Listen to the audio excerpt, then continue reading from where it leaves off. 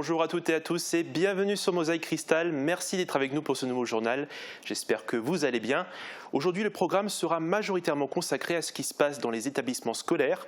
Nous irons voir du côté de l'école primaire, des transports scolaires et du lycée. Leur réouverture s'accompagne aussi de celle des cantines scolaires. Nous retrouvons tout de suite Uranie. Salut. Salut Thibaut. Tu es à la cafétéria du lycée Henri Nominé de Sarreguemines. Comment se passe la reprise ?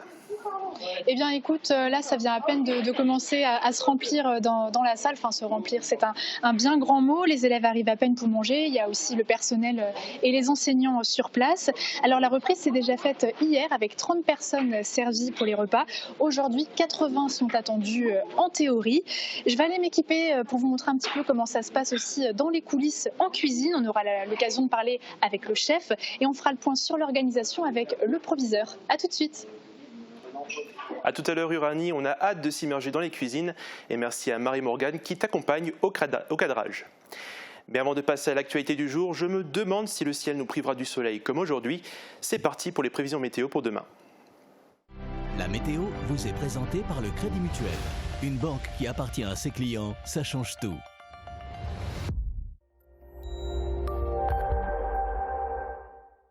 Bonjour tout le monde, la journée de demain débutera à nouveau sous les nuages avec quelques averses au programme déjà aux premières heures. En cours de journée, quelques éclaircies feront leur apparition, mais de rares averses sont toujours possibles. Les pluies plus fréquentes reprendront durant la nuit. Côté température, les minimales avoisinent les 8 degrés, les maximales ne dépasseront même pas les 20 degrés avec de 15 à 16 degrés au maximum. Demain nous serons le vendredi 5 juin, nous fêterons les Igor. Le soleil nous accompagnera de 5h28 à 21h32. Passez une excellente journée en notre compagnie. Je vous laisse tout de suite avec Thibaut. Merci d'avoir suivi la météo avec le Crédit Mutuel. Une banque qui appartient à ses clients, ça change tout.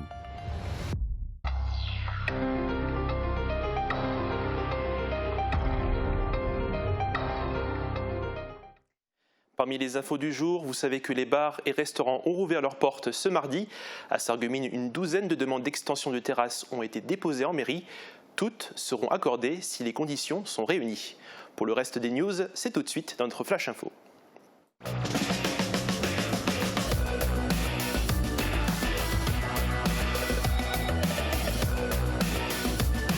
L'Agglo, 10 zones pour développer l'emploi. Les terrasses pourront s'étendre. Plusieurs restaurateurs et cafetiers de Sarreguemines ont fait des demandes en mairie. Elles seront évaluées au cas par cas. Exceptionnellement, l'extension sera gratuite. Albert Gus fermera définitivement le 30 juin. L'entreprise de production de blocs de moteurs basée à Sarrebruck met la clé sous la porte. La fonderie était en difficulté depuis longtemps.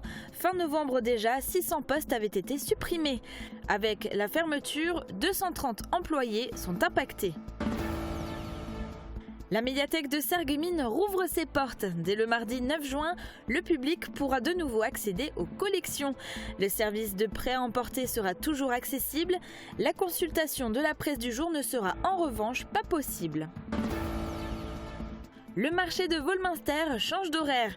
Les producteurs locaux vous attendront désormais de 16h à 19h30 sur la place de la mairie. À l'occasion de la fête des mères, des artisans les rejoindront le 5 juin pour proposer leur création. Renouvellement du réseau d'eau potable à Bitche. Des travaux sont en cours dans la rue Sainte-Catherine. Ils dureront environ 3 semaines. La circulation des véhicules dans la rue sera interdite pendant la durée du chantier. Après 2 mois et demi de pause, les cuisiniers reprennent du service dans les écoles. C'est le cas du lycée Henri Nominé. Les préparatifs démarrent dès 6h du matin. Uranie, quelle est l'organisation du jour ? Alors aujourd'hui au menu, Thibaut, il y a salade variée, paella maison et gaufres. De quoi bien commencer, enfin bien terminer plutôt la semaine. Alors il faut savoir que juste derrière moi, il y a la distribution des plateaux qui se fait au total, couverts, pain, plat, rien mais en self-service. Alors en cuisine, ils sont 5 à s'affairer et il y a 3 personnes en plus à la plonge. Alors il faut savoir que c'est un effectif qui est plutôt normal, comme d'habitude finalement. Et on va peut-être maintenant pouvoir s'entretenir avec le chef de cuisine. Bonjour. Bonjour. Alors ma première question, qu'est-ce que ça fait de revenir derrière les fourneaux ? Ah bah là, ça faisait 2 mois qu'on attendait ça quand même. Hein. C'est vrai que rester à la maison pour nous, c'est un peu compliqué. On a plutôt l'habitude d'être matinaux. On est là tous les matins à 6h15, donc ça nous fait un peu de bien quand même. J'imagine. Alors la particularité ici, c'est que tout est fait de A à Z pour la production des repas. Comment vous vous êtes réorganisé ? Ça n'a pas été très compliqué au niveau de la production. C'est plus au niveau de la distribution qu'on a dû s'adapter. C'est vrai que nous, on a l'habitude de fonctionner en self en général, en salade bar ou des choses comme ça. Donc là, c'est pas possible. Donc tout simplement, on se réorganise, on met tout nous-mêmes sur le plateau, on donne le plateau fini à l'élève et voilà, et ça se passe a priori très bien. Il y a des choses qui ont été supprimées ? Non, même pas. Même pas. On leur demande ce qu'ils veulent et on le met dessus, mais on n'a rien supprimé en fait. Vous laissez une personne par poste ? Le matin, oui. Donc, en production, on a une personne par poste. Voilà. Vu que les effectifs sont quand même réduits, on arrive à gérer comme ça. Très bien, eh ben, merci beaucoup.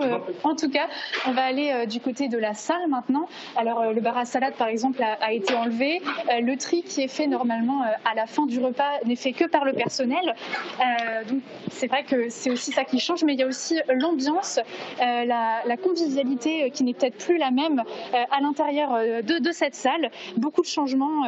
On va peut-être aussi poser une question à un des élèves par exemple. Je me tourne maintenant vers Paul. Bonjour. Bonjour. Alors raconte-moi un petit peu quelle est l'ambiance à l'intérieur de la cantine. Elle est pour l'instant propre, hein. C'est juste ce qui change, c'est les plateaux, le service, tout ça. C'est plus comme avant. Et avec tes camarades, comment ça se passe ? Super, même si on n'est pas face à face, on arrive quand même à communiquer, parler. Ça change quand même un peu, mais ça reste quand même assez ressemblant à l'ancienneté. Super, merci beaucoup et bon appétit. Non, merci également. Et maintenant, on va se tourner vers le proviseur pour répondre à quelques questions liées à l'organisation. Bonjour Jean-François Reynert. Bonjour, bonjour à vous. Bonjour. Oui. Alors ma première question, comment ça s'est passé ici la reprise ? La reprise s'est très bien passée, elle a été organisée, structurée, pensée. Donc c'est une reprise qui est progressive et partielle. Progressive, on monte en puissance, partielle parce qu'effectivement, on n'a pas la totalité des élèves qui sont là, en ceci pour des raisons de respect du protocole sanitaire. Et est-ce qu'on peut déjà envisager de vous poser la question pour la rentrée ? Comment est-ce que vous l'abordez ? Donc déjà nous allons aborder la semaine prochaine avec une montée en puissance du nombre d'élèves. Vous voyez qu'ici la cantine est ouverte, hein, donc la restauration scolaire fonctionne. Les équipes, notamment le chef, a souhaité effectivement servir un repas chaud, préparé sur place dans le respect de nos, on va dire de nos idéaux, hein, donc de la cuisine locale, des produits qui sont du terroir. Et puis la rentrée prochaine, on y pense. Quant à dire ce qu'elle sera, il faut attendre un petit peu encore. Merci beaucoup pour ces précisions. Je tiens quand même à rappeler, après ces précisions, monsieur le proviseur, que l'internat, par exemple, n'a pas encore ouvert ses portes, c'est-à-dire que les services du soir ne sont pas forcément, donc sont suspendus, mais dans la salle, de plus en plus de personnes vont arriver dans les prochains jours, peut-être jusqu'à 100 bancs couverts. Absolument. Merci Marie-Morgane pour ces images. On reste dans le domaine de la scolarité. Après une rentrée des professeurs mardi, c'était au tour des lycéens de revenir ce mercredi au sein du lycée Tessier de Bitche. Le recteur de Nancy-Metz est venu observer la mise en place du protocole sanitaire et aussi pour prendre des nouvelles du corps enseignant. Uranie Tozic était sur place. Je suis vraiment ravie que toutes les classes puissent passer au 4.0 parce qu'au moins on était sûr que les élèves avaient un équipement. Et on était déchargés de ce souci-là. Et après, nous, on a pu juste embrayer sur les formations des enseignants, compléter les formations des enseignants. Et les élèves s'y sont mis direct. C'était vraiment un point en moins, quoi. La venue du recteur académique de Nancy-Metz, c'était l'occasion de faire un retour d'expérience sur les cours à distance. Distance entre les élèves, gel hydroalcoolique à disposition, masque obligatoire, sens de circulation. Ici, tout est respecté. Le bilan est plutôt bon pour l'établissement bitchois qui a enfin rouvert ses portes. 176 élèves sont revenus sur la base du volontariat contre 580 d'habitude. Sur les sections professionnelles, nous avons choisi de faire revenir tout le monde parce que les élèves de ces voies professionnelles ont besoin de reprendre les enseignements pratiques, professionnels, ce qui peut difficilement se faire à distance. Pour les filières générales et technologiques, la reprise est progressive. Et nous avons opté pour le retour des élèves de seconde générale technologique qui sont les plus jeunes de l'établissement et avec lesquels nous avons retravaillé, pour certains en tout cas, l'orientation post-seconde. Et les élèves de terminale, puisque certains vont quand même devoir préparer des épreuves pour le rattrapage et d'autres doivent également consolider les acquis pour leurs futures études post-baccalauréat. D'ici quelques semaines, l'année scolaire arrivera à son terme. Alors la réouverture était-elle nécessaire ? C'est nécessaire pour les acquis scolaires, c'est nécessaire d'un point de vue social parce que les inégalités inévitablement pendant le confinement ont pu se creuser un petit peu plus malgré tout le travail qui a été effectué. Et puis c'est nécessaire aussi parce que l'école c'est le fondement républicain, c'est le fondement de notre République. Stage, poursuite des études, reprise des cours, le recteur a pris la température auprès des élèves, mais aussi des enseignants qui n'ont pas chômé pendant le confinement. La reprise était attendue. On était content de se retrouver, d'échanger ensemble et aussi de se rassurer. Il aurait été dommage effectivement qu'on ne se revoie pas, surtout avec des terminales qui vont continuer leurs études en septembre. Donc on est vraiment content de se revoir, oui. Et puis il y avait des questions sur comment terminer l'année scolaire, comment va se passer l'examen du baccalauréat. Donc on les a rassurés. Cette première journée test semble réussie. De quoi accueillir les premières générales et technologiques dès la semaine prochaine, toujours sur la base du volontariat.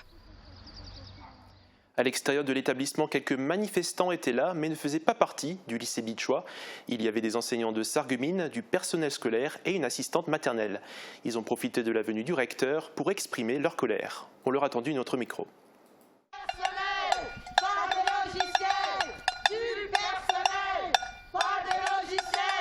Les informations qui nous viennent de la hiérarchie, il y en a très peu. Le ministre a annoncé qu'au début du confinement, qu'on était prêt pour le tout numérique, pour les enseignements à distance. C'est pas vrai. On n'était pas prêts. Les enseignants se sont débrouillés comme ils pouvaient. Les chefs d'établissement aussi, mais les enseignants ont fait comme ils pouvaient. C'est juste rétablir la vérité. Non, c'est pas comme annoncé dans les médias, tous les enfants vont pouvoir retourner à l'école, même si c'est qu'une fois, c'est pas vrai. On fait tout ce qu'il faut pour que ça se passe bien, mais c'est pas, ça se passe pas aussi bien qu'on nous le dit, parce que c'est pas possible. Donc on fera mieux de travailler sur une rentrée de septembre qui se passe dans de bonnes conditions. Les lycéens ont donc retrouvé le chemin de l'école après plus de 2 mois et demi. Beaucoup d'entre eux font le trajet en bus. Les transports scolaires ont remis les moteurs en marche. C'est un reportage de Morane Grancola. Rohrbach-les-Bitches, 7h10. Ce matin, Ilem, 17 ans, attend son bus pour aller au lycée. Elle est en terminale scientifique et depuis hier, elle reprend les transports scolaires pour la première fois. Ça m'a fait un petit peu bizarre après 2 mois et demi environ de confinement et pas de cours en présentiel. Et surtout quand j'arrive et que je vois que l'arrêt est complètement vide alors que d'habitude je retrouve un petit peu mes potes et on discute juste avant d'aller dans le bus, etc. Et là, voir l'arrêt de bus complètement vide et monter toute seule dans le bus, ça fait vraiment bizarre et c'est un petit peu triste, je dirais. 5 personnes dans l'autocar ce matin et tous doivent respecter impérativement les mesures sanitaires. Évidemment, le masque est obligatoire. Les places d'assises disponibles sont disposées en quinconce afin d'éviter tout risque. Et les places interdites sont balisées par une ceinture bouclée. Pour Ilem, l'ambiance est un peu bizarre, mais le trajet ne dure que quelques minutes avant de retrouver les copines. Et pour celle-ci, même scénario. C'était assez spécial parce que quand on est arrivé, c'était donc tout le monde assis avec son masque. Donc il fallait respecter la distance au siège lorsqu'on s'est assis. C'était un peu bizarre, mais après on s'y fait. De toute façon, il faudra que ça devienne une habitude. Et puis voilà, on n'est pas très nombreux, alors c'est pas trop étouffant. Ça allait en fait, on était séparés, on était bien séparés, les distances elles étaient respectées, on était avec le masque. Du coup c'était un peu long avec le masque parce qu'il y a quand même 1 heure de trajet, mais sinon ça allait.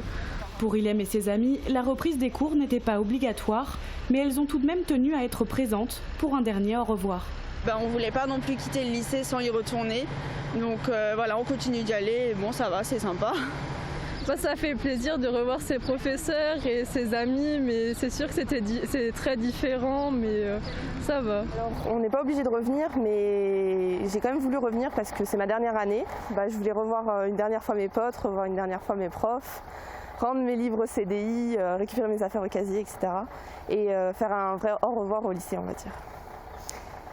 Donc je vous laisse, ça va bientôt sonner, et bonne journée. Qu'en est-il des enfants de l'école primaire? Eh bien, nous sommes allés interroger quelques élèves. Nous avons suivi la classe de CM2 de l'école Barreau de Gunzer à Bitche. Ils ont dû s'habituer rapidement aux nouvelles règles imposées par le protocole sanitaire. Et ils le constatent, l'école, ce n'est plus comme avant. Ça veut dire que celui-là, il doit être plus petit que 500. Est-ce que celui-là, il est plus petit que 500? Bah non, il y a déjà... Après les cours à la maison, ils sont de retour sur les bancs de leur école. Cela fait maintenant 2 semaines que ces élèves de CM2 côtoient de nouveau Evelyne, leur professeur, mais dans des conditions bien différentes. Un nouveau fonctionnement qu'il fallait intégrer. Mais ils se sont habitués assez vite aux nouvelles mesures sanitaires. Ici, même avec tous ces changements, les enfants sont contents d'être revenus. C'était bien, ça faisait du bien de retrouver des copains après 2 mois et demi à la maison, avec les devoirs à la maison.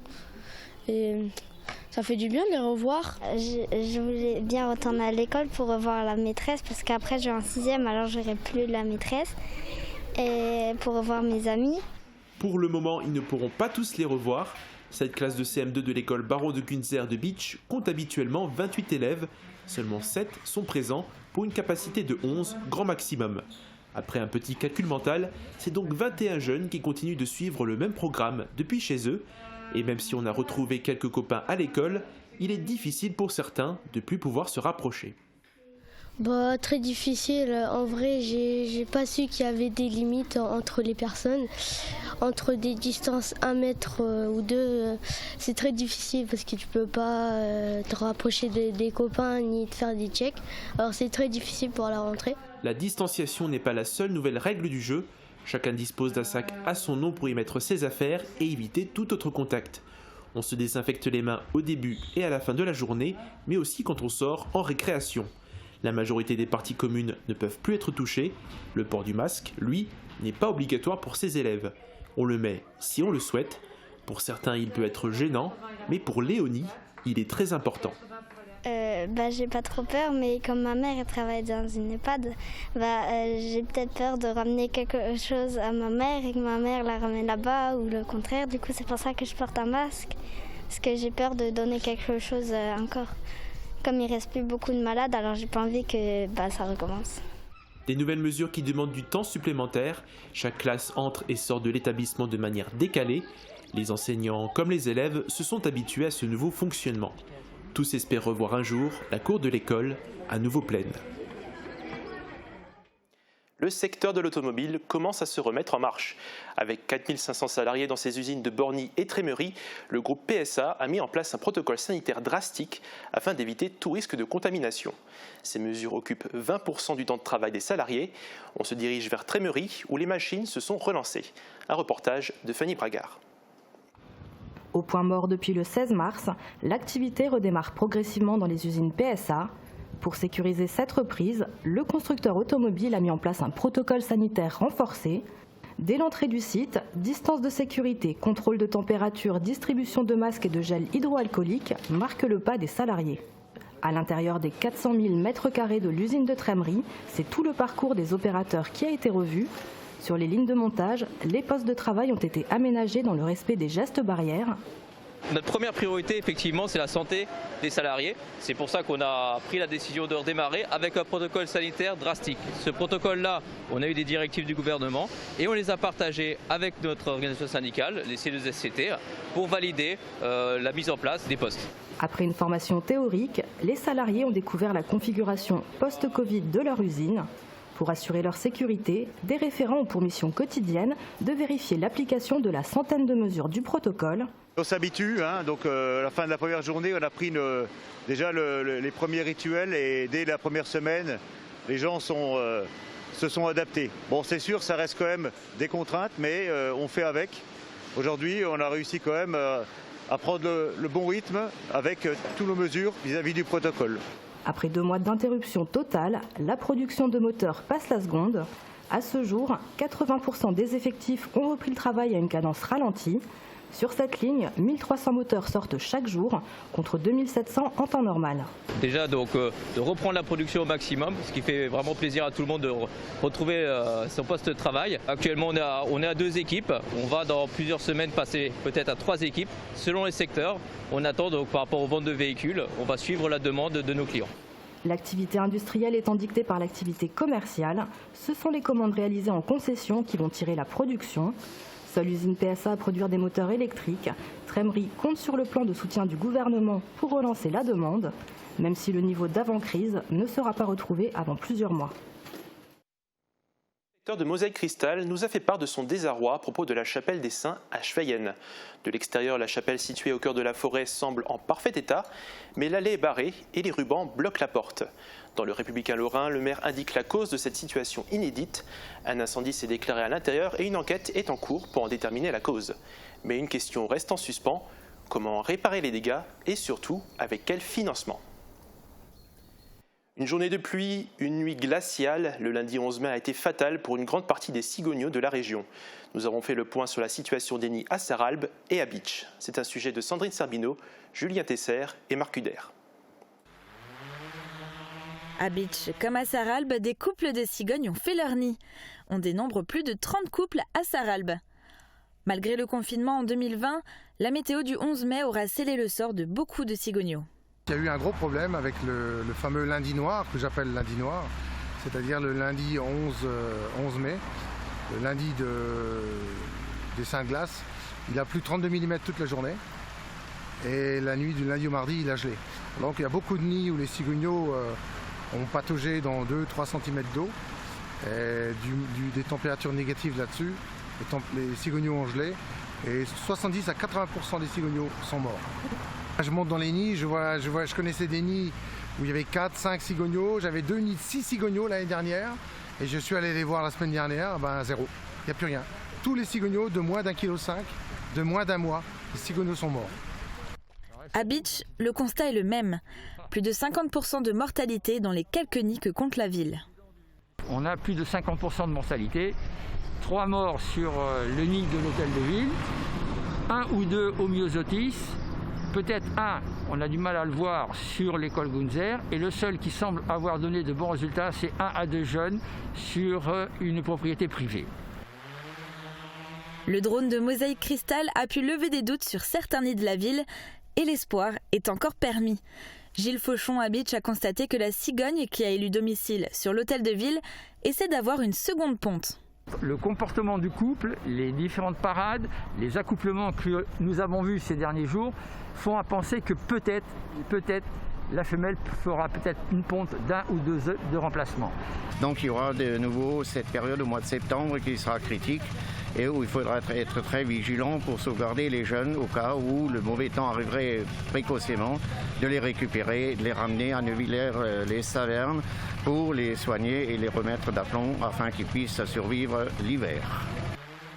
Mais pour l'heure, le travail est ailleurs. Dominique Klein bague les cigognos dans tout le secteur pour le compte du Muséum national d'histoire naturelle. Donc le bagage, en général, je bague 300-400 cigognos par an. Là, cette année, j'aurais du mal à en faire 50-60. Donc il y a beaucoup de nids où je ne peux pas accéder. Tous les nids dans les arbres, je ne peux pas y aller. Les nids dangereux, je n'y vais pas. Les nids de propriété privée, c'est pareil, je ne peux pas y aller. Alors je bague tout ce que je peux. Et là, je pense cette année, on devra avoir un taux de reproduction entre 0,5 et 1 cigogno à l'envol. Alors qu'en général, en Moselle, on est entre 2,5 et 2,8. Pour suivre l'évolution de 3 cigognos, il suffit de se connecter au site internet de la ville de Sarralbe, www.sarralbe.fr, en attendant leur envol à partir de mi-juillet.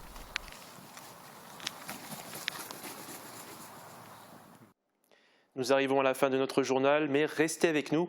On se retrouve avec les jeudis du Conservatoire de Sarreguemines après une courte page de pub. A tout de suite.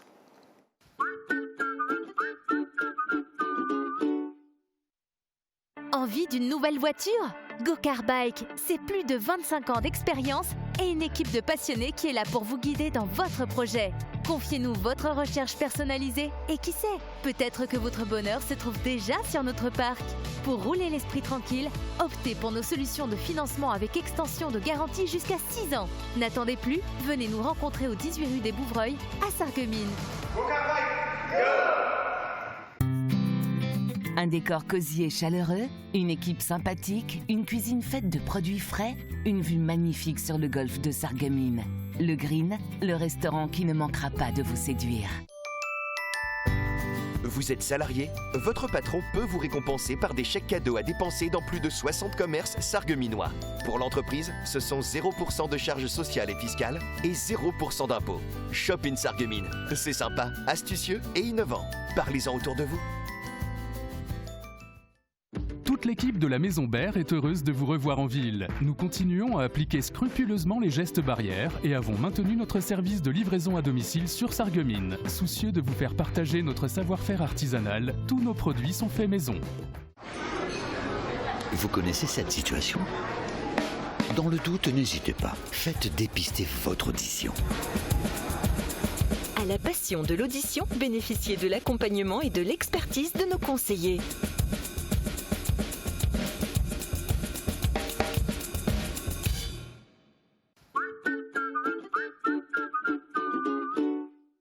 Durant le confinement, les élèves du conservatoire de Sarreguemines avaient à cœur de continuer à jouer de la musique, de danser ou de faire du théâtre, et surtout à le faire ensemble. Ils se sont donc filmés de chez eux en pratiquant leur discipline, et tous les jeudis, une compilation de ces vidéos est postée. Les jeudis du conservatoire est devenue une habitude qui perdure. Rendez-vous donc ce soir sur la page Facebook du conservatoire pour découvrir le nouveau numéro. En attendant, voici quelques extraits tirés des précédents. Je vous laisse profiter de ce moment artistique. Moi, je vous dis à demain pour une nouvelle émission. Passez une très bonne soirée, prenez soin de vous. Accompagnement et bons conseils, le Pays de Beach soutient la création d'entreprises.